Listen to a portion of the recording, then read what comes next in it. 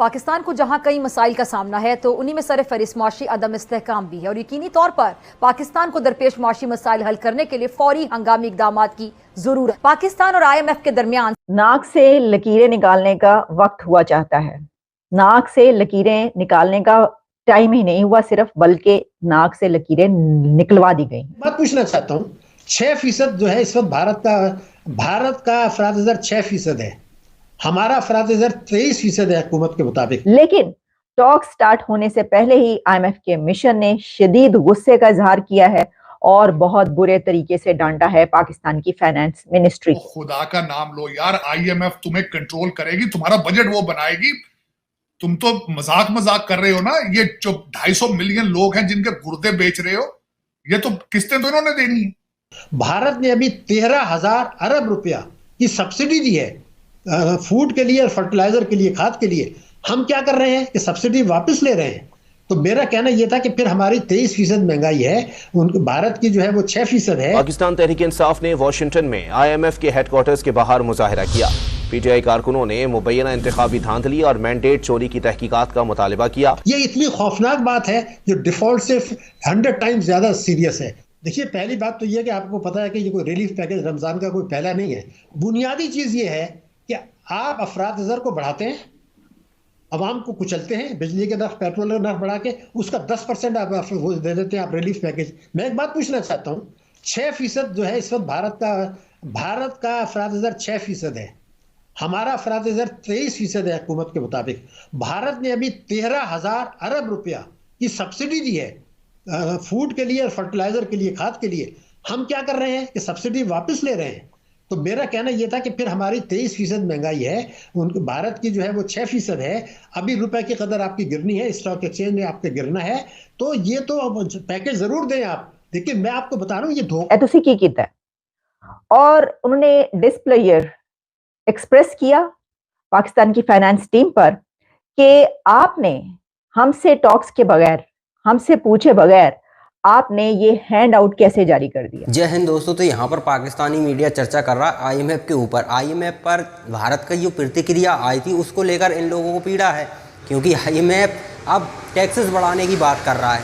स्वाभाविक है, IMF किसी देश को पैसे देता है तो वहाँ से वापस निकलने की उम्मीद होनी चाहिए, उसलिए पैसे देता है।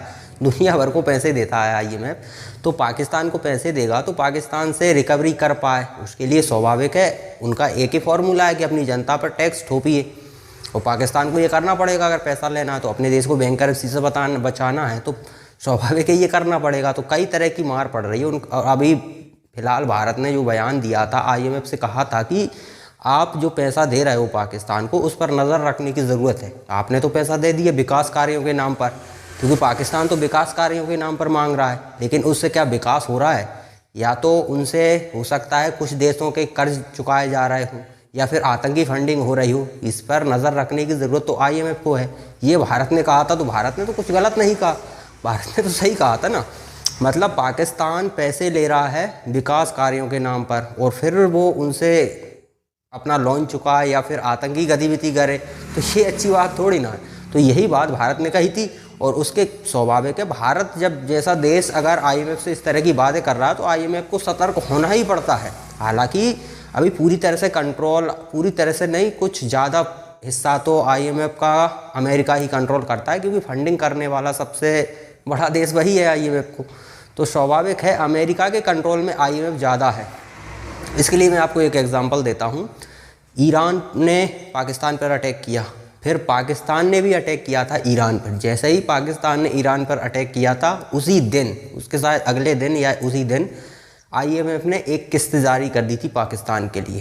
तो ये किसके इशारे पर? अमेरिका के इशारे पर, क्योंकि अमेरिका का राइवलरी है ना ईरान, तो ईरान को टारगेट करने के लिए उन्होंने पैसे जारी करवा दिए। चीन सीधा पैसे दे नहीं सकता, सिर्फ उसी से उम्मीद है, वो भी इसलिए नहीं दे सकता कि अगर भारत नाराज़ हुआ तो या तो हमारे जो और दुश्मन देश हैं उन्हें हथियार बेचेगा या फिर हमारी कंपनियों पर प्रतिबंध लगाएगा, तो हमें ज़्यादा नुकसान हो जाएगा। इसलिए चीन भी फूक के कदम रख रहा है और बाकी के देश तो उन्हें स्पष्ट दिखाई दे रहा है कि हमने अगर पाकिस्तान को मदद दी तो भारत नाराज़ हो जाएगा। और इस समय भारत को नाराज़ कर सर्वाइव करना मुश्किल है, क्योंकि बहुत बड़ा मार्केट है, वो हाथ से चला जाएगा तो इकोनॉमी डाउन होने लगेगी। वैसे ही 2-3 युद्ध चल रहे हैं दुनिया भर में, तो अर्थव्यवस्था वैसे ही चरमरा रही, और ऐसे टाइम पे भारत को नाराज़ करना बहुत महंगा पड़ जाएगा।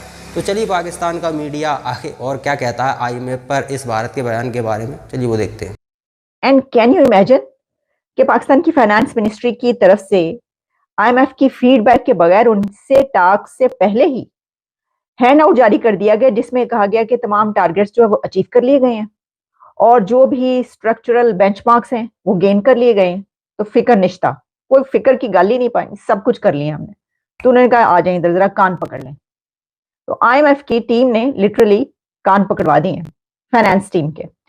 अब ये मैं नहीं कह रही हूँ, ये जो कह रहा है मैं नाम भी आपको बता देती हूँ। हुआ क्या है, हुआ ये है कि जनाब मेहताब हैदर साहब जो हैं, ये इकोनॉमी के बड़े अच्छे सीनियर रिपोर्टर हैं और इन्होंने इसको जियो में जो है इसकी पूरी डिटेल शाया की है, पब्लिश की है। और उन्होंने ये भी लिखा है कि इसके ऊपर उन्होंने मिनिस्ट्री से राब्ता किया और उनसे ये पूछा कि आप इसके ऊपर कोई अपनी राय का इजहार करना चाहेंगे, आप बताइए कि ये जो कुछ हुआ है। तो उन्हें कोई जवाब नहीं दिया गया। तो जाहिर है कि रिपोर्टर का काम ये होता है कि अब वो अपनी तरफ से जरूर पूछ ले कि जनाब बताइए ये क्या हुआ है, लेकिन अगर दूसरी तरफ से कोई जवाब नहीं दिया गया तो वो फिर अपनी जो रिपोर्ट है वो नहीं रोकता, वो उसको कर देता कि मैंने तो आपसे जवाब मांगा था, आप कह देते कि ऐसा कुछ नहीं हुआ। लेकिन वो जो है उन्होंने अब सब कुछ शाया कर दिया। जो पब्लिश हुआ है मैं आपको उसमें बताती हूँ हुआ क्या क्या है। ये असल में IMF के ये जो डेलीगेशन है, इसके जो टॉक्स हुई हैं फाइनेंस मिनिस्ट्री की टीम के साथ, उसकी अंदर की कहानी बाहर आ गई है। और वो जो इनसाइड स्टोरी है उसमें ये बताया गया है कि उन्होंने ग्रिल किया है, लिटरली ग्रिल किया है IMF की टीम ने पाकिस्तान की फाइनेंस मिनिस्ट्री की टीम को। और उसमें जनाब ये कहा गया है कि team has expressed its displeasure over the ministry of finance verdict, कि उन्होंने सब कुछ मटेरियलाइज कर लिया है, स्ट्रक्चरल बेंचमार्क्स हासिल कर लिए गए हैं, क्वांटिटेटिव इंडिकेटिव टारगेट्स जो हैं even prior to scrutinize and completion of the review by fund staff. और सिर्फ यही नहीं बल्कि उन्होंने किया ये कि finance ministry announced in its official handout that they had met all structural benchmarks and other targets before getting any feedback from the IMF।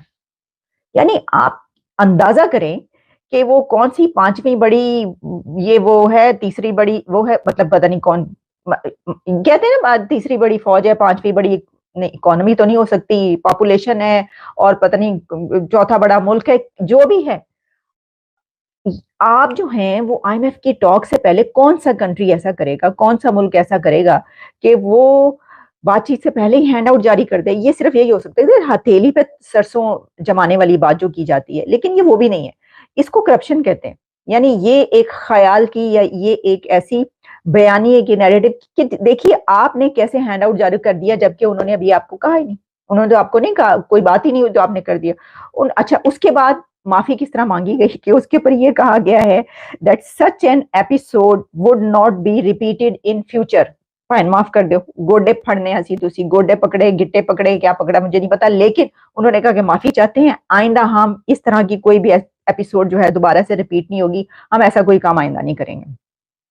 इस तरह के काम नहीं करने चाहिए जिसपे जो है वो ये करना पड़े। तो दोस्तों पाकिस्तान IMF के भरोसे ही है, IMF के अलावा और कहीं से उम्मीद नहीं रही नहीं। उम्मीद रहे भी कैसे, जब इमरान खान था तो उसने ऐसा कोई देश नहीं छोड़ा जिससे पैसा ना मांगा हो, क्योंकि इनको लगता था देखेंगे भविष्य में, अभी लूटते रहो। तो इन्होंने चाइना से सीधा 10 बिलियन दो, इससे 20 बिलियन, इससे 15 बिलियन, इससे 10 बिलियन, इस तरह से ले लेकर इतना कर्जा हो गया। अब आप देखिए इन पर लगभग 80-85 बिलियन के आसपास का कर्जा है, और ये 1 बिलियन सिर्फ देश चलाने के लिए मांग रहा है कि 1 बिलियन आया तो उससे हम देश को जैसे तैसे चला सकें। फिर भी भुखमरी बहुत तेज़ी से है, बहुत बुरी स्थिति है पाकिस्तान में, लेकिन फिर भी वो 1-8 बिलियन से काम चला रहे हैं। तो आप सोचिए कि 80-85 बिलियन कितनी बड़ी रकम होती है, पाकिस्तान कैसे चुकाएगा। पाकिस्तान के अंदर फैक्ट्रीज तो है नहीं, अब आप फैक्ट्री भी लगाना चाहो तो कोई वर्कर नाराज़ हो गया तो किसी दिन आकर वो कौन सा इल्ज़ाम लगाते वो लगा कर भीड़ हमला कर देगी, लिंचिंग कर देगी, फैक्ट्री ख़त्म। तो वहाँ पर ये तो स्थिति है, तो कोई फैक्ट्री भी नहीं लगा सकता, इन्वेस्टमेंट कोई करने को ही तैयार नहीं है, टूरिस्ट कभी जा नहीं सकते, ये खतरा है। वहाँ पर डेंजर देशों में गिनती होती है, टूरिस्ट कैसे चला जाए। श्रीलंका का कांड याद है, अभी एक महिला की वो कपड़ों पर कुछ उर्दू में कुछ और लिखा था, लेकिन वो भी वहाँ के लोगों ने घेर लिया और उसे लिंच करने को तैयार थे, जैसे तैसे पुलिस ने उसे बचाया था। तो इस तरह का माहौल पाकिस्तान में है, और ये सोच रहे हैं कि हम 85 बिलियन का कर्जा चुकाएंगे। बैंक करप्ट होने के अलावा कुछ नहीं। और जो देश एक बार बैंक करप्ट हो गया उसे फिर लोन चुकाने की ज़रूरत नहीं पड़ती। तो ये बैंक करप्ट होना है, आज नहीं तो कल बैंक करप्ट तो इन्हें होना ही है। देखिए, जब तक भारत मजबूत है तब तक पाकिस्तान फिर से खड़ा नहीं हो सकता, क्योंकि भारत का विरोध कर कर कोई भी देश पाकिस्तान को फंडिंग नहीं कर सकता। और पाकिस्तान में खुद इतनी क्षमता नहीं है कि वो खुद कुछ कर सके, कुछ भी नहीं कर सकते। अपने लोगों को जज्बा जिहाद के अलावा कुछ सिखाते ही नहीं, स्किल्स किसी भी तरह की है नहीं। दुनिया में बाहर कहीं भी जाते हैं तो बड़े पदों पे कभी पहुंचते ही नहीं, मजदूरी या छोटा मोटा काम, उसके अलावा ये लोग कुछ करते ही नहीं, क्योंकि स्किल्स उसी प्रकार की हैं। तो पाकिस्तान के लोगों को खुद सोचना होगा कि आप लोग जा किस दिशा में रहे हो। ये नहीं सोचोगे तो फिर IMF के भरोसे या फिर चीन के भरोसे, कभी अमेरिका के भरोसे ऐसे ही गुलामी वाली ज़िंदगी जीते रहोगे और भारत को धमकी देते रहोगे कि गजवा हिंद करके रहेंगे। तो वो गजवा हिंद ख्वाबों में होता रहेगा।